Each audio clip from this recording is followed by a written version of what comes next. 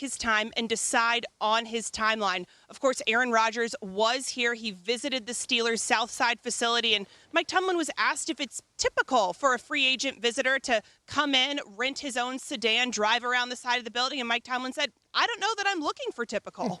It's true, and you're not going to get it with Aaron Rodgers, so everyone's on the same page there. And we bring this up because, again, Tomlin of the Steelers spoke today. The draft is just a couple of days away. They picked 21st. We'll get to all that in a minute. But I want to have you speak GM and speak Aaron Rodgers. What did you hear from him last week when he spoke on Pat McAfee? Yeah, he's out in my mind, and here's why. We go back a couple of years ago when he went from the Packers to the Jets. He was there for the first day of the offseason program. He was clearly all in.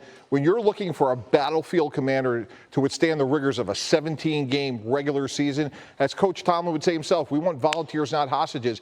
The offseason program's begun, and we didn't spend $30 million a year and give up a second-round pick, guys, to have Mason Rudolph be our quarterback. So I'm glad we got the information if we're Pittsburgh before Thursday night.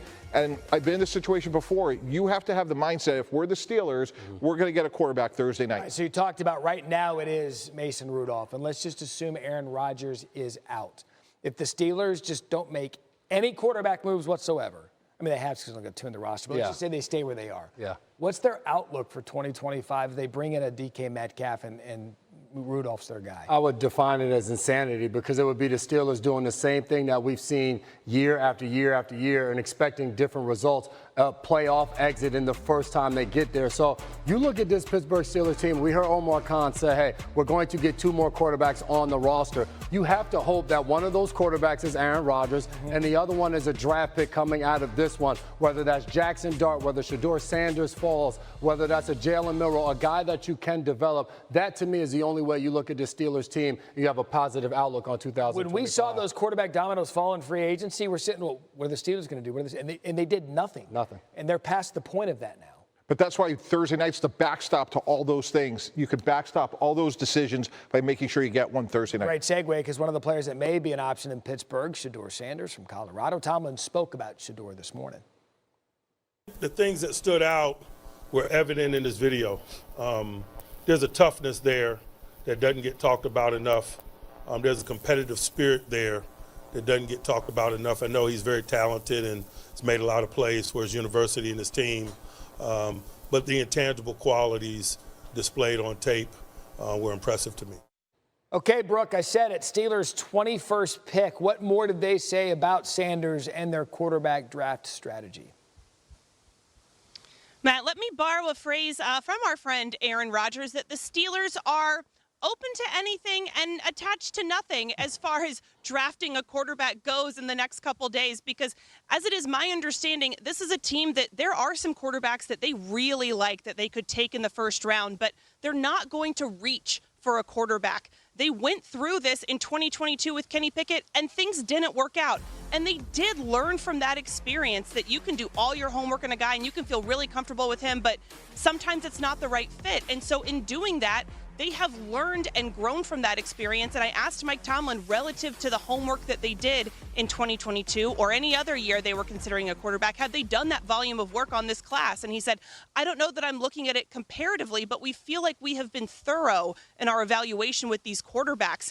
And by the way, if they don't draft a guy in the first round, they have a guy in the building in Mason Rudolph, who they have drafted in the last couple years. I guess it's been 6-7 years now, but they feel really good about him. And the guys in the locker room rally around Mason Rudolph, and they will play for him. And Brooke, thank you. And we talk about this all the time, Mike Tannenbaum, how NFL people will talk themselves to making a quarterback into a first round when in reality is probably a second, third, or fourth. But if the class is weak, they're going to say, oh, this guy's a first rounder because it's best of a weak class. Not saying that's the case for this class, just saying that happens all the time in the draft. But then Shedeur Sanders, he's been looked, poked, and prodded coming into this process. What's a good fit for him? I think it is the Pittsburgh Steelers. And you mentioned picked and poked and prodded. At the end of the college football season, we were looking at Shedeur Sanders as being the first overall pick, and it was a conversation between him and Cam Ward. Since then, a lot has changed. So the Steelers drafting at 21, if a Shedeur Sanders is there, he would be the ideal pick to me. We heard the way Tomlin spoke about him, but I think on top of that, he has the confidence to come in and possibly play right away if the Aaron Rodgers situation doesn't work. And I think that's going to be a big part. A guy that has changed different teams that he's been on in his college career, he shows up ready to put the work in right right away. And Jason, the other thing is he is tough. He's been sacked 94 times in 2 years. He's only missed one game. So, Matt, I know he's not ideal from, the high ceiling, but he is a good, competent NFL quarterback who could come in and start right away. And I actually think he's better than Kenny Pickett and Russell Wilson. So despite all the noise and the bumps, they could improve their quarterback situation by drafting Shedeur 48 hours from now. There's 3 quarterbacks mentioned in the first round. Cam Ward, Shedeur Sanders, and then Jaxson Dart. He will join us coming up on SportsCenter to talk his prospects. But prior, there's probably more pressure on the Dallas Cowboys in their draft room to get this one right. They need to win. They missed the playoffs last season with a roster that candidly just wasn't good. They haven't been active in NFL free agency, so now they have 10 picks to do it.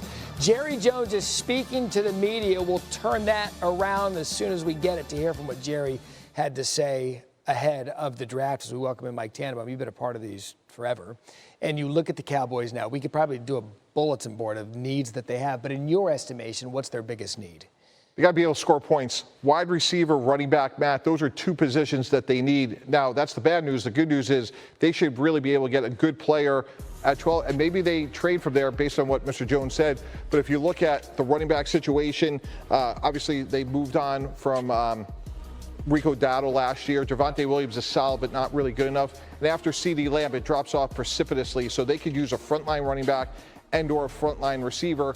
Knowing that they need both, knowing that there's depth at those positions, based on what Jerry Jones said a few minutes ago, it gets really interesting. And here, you and I were in Mobile, and what did we talk about a lot that week? The depth at running back in this draft. You could get a frontline starter second or third round. You could probably target a receiver in the first round, McMillan out of Arizona. I mean, there's going to be a lot for them to do because you've been in these rooms. You know what this week is like. Explain to the viewer what it's like inside the walls of an organization 2 days away from the draft. You're trying to assess your final strategy, and you're exactly right, Matt. Again, they need a running back. We know that. Dowdle was a good player. Javonte Williams should be okay.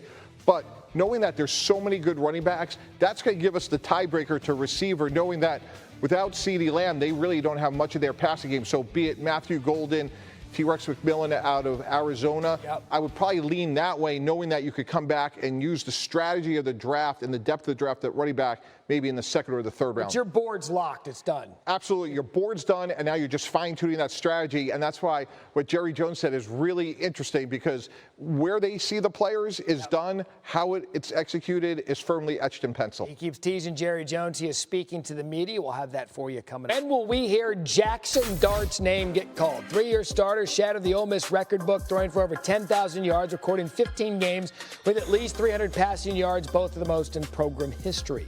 Dart led Ole Miss to 3 consecutive bowl games, the winningest quarterback in school history, posting a 28-10 record, the most wins and highest winning percentage ever by a Rebels quarterback. That's more wins than Ole Miss legend Archie Manning and Eli Manning. Speaking of the Manning family, if Dart is drafted in the first round, he'll join Arch and Eli as the only Rebels quarterback selected in the first round of the NFL draft. And with that, we are happy to welcome in Ole Miss quarterback Jaxson Dart.